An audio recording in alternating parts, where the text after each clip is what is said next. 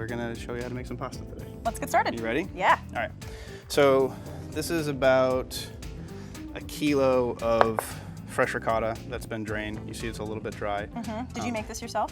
No, we've tried doing this 100 times with our own ricotta. The ricotta that works best for us is Calibro, which is like the cones of that they come in Really like good tins. quality. Really good quality ricotta, but the protein content is so high, and we kind of need that protein to bind everything together. All right, so you want it to be a little bit on the drier side.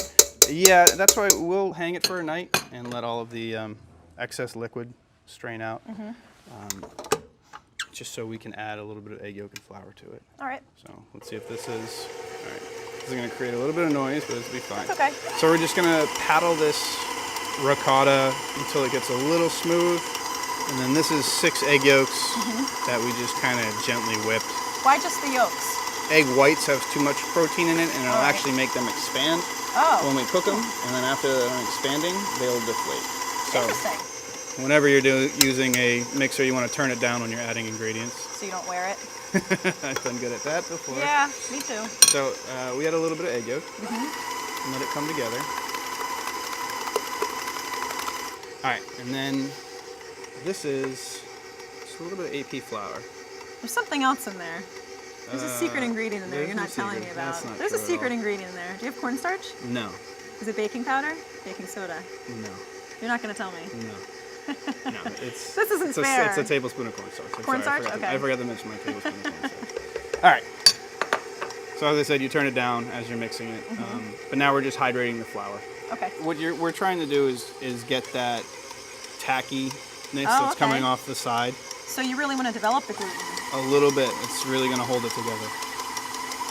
That's interesting. I would have never known to do that.